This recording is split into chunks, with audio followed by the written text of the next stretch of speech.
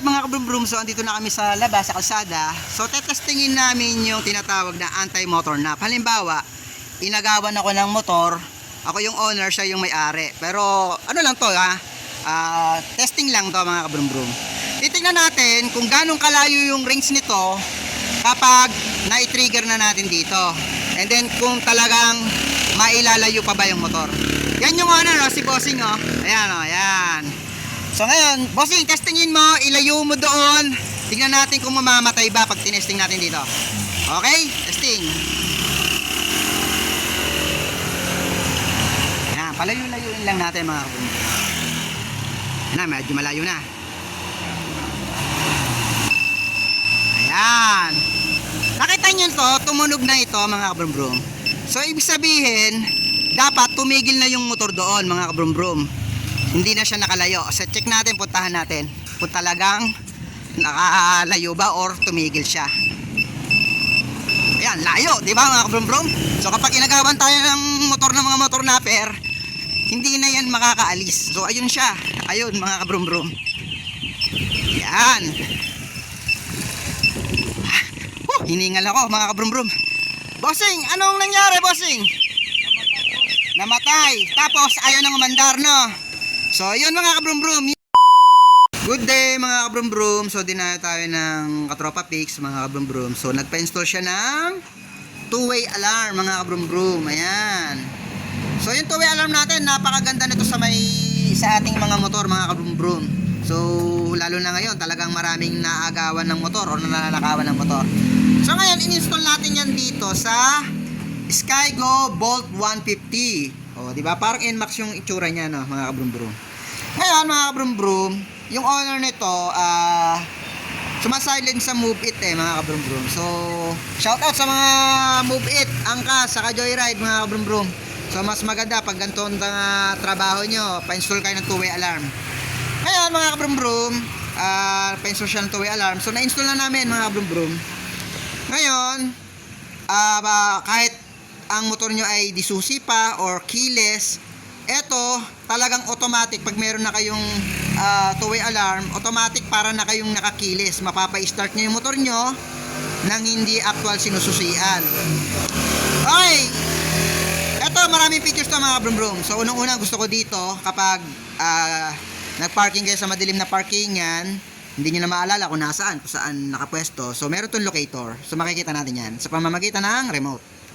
Nakita nyo yung front signal light sa rear signal light. Ayan Ayan. So iilaw yan. So sa gabi, makikita nyo kung nasaan yung motor nyo. Malulocate nyo. Okay? So itong gusto ko pa rin mga kabrum-brum. Yung para na kayong nakakilis. And then high-tech pa. Mapapa-start nyo yung motor nyo.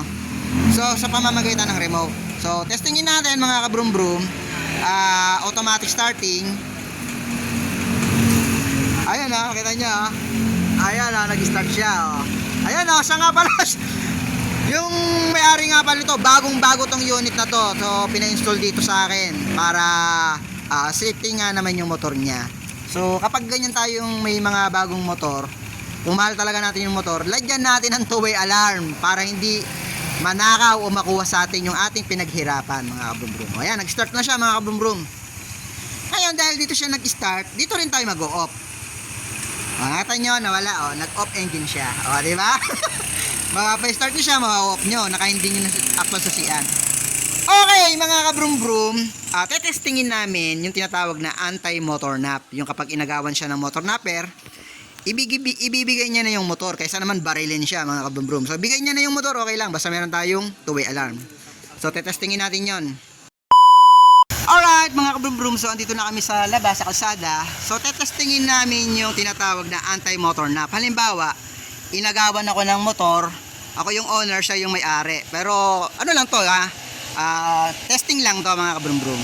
Titingnan natin kung ganong kalayo yung range nito kapag na-trigger na natin dito. And then kung talagang mailalayo pa ba yung motor. Yan yung owner si Bossing Ayan ayan. So ngayon, Bossing, testingin mo, ilayo mo doon.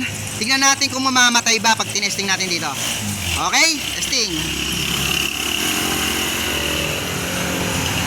Ayan, palayo-layuin lang natin mga kabrum. Ayan, medyo malayo na. Yan. Nakita nyo to, tumunog na ito mga kabrum-brum. So ibig sabihin, dapat tumigil na yung motor doon mga kabrum-brum. Hindi na siya nakalayo. So check natin, puntahan natin. Kung talagang nakalayo ba or tumigil siya. Ayan, layo, di ba mga kabrum-brum? So kapag inagawan tayo ng motor ng mga motor napper, hindi na yan makakaalis. So ayun siya. Ayun mga kabrum-brum. Yan. Hiningal ako mga kabrum-brum. Bossing, anong nangyari bossing? Namatay. Tapos ayaw nang umandar, no? So yun mga kabrum-brum, yung ating two-way alarm, meron tayong pangotor sa mga motor napper. So kapag na-trigger na natin yan dito sa lock, so hindi na yan makakaalis dyan. Iiwanan na yan ng motor napper mga kabrum-brum. Safe na yung motor nyo. So yun mga kabrum-brum, yung mga interesado sa ating two-way alarm, direct message lang sa messenger ko and then electrical work setup. Ingat!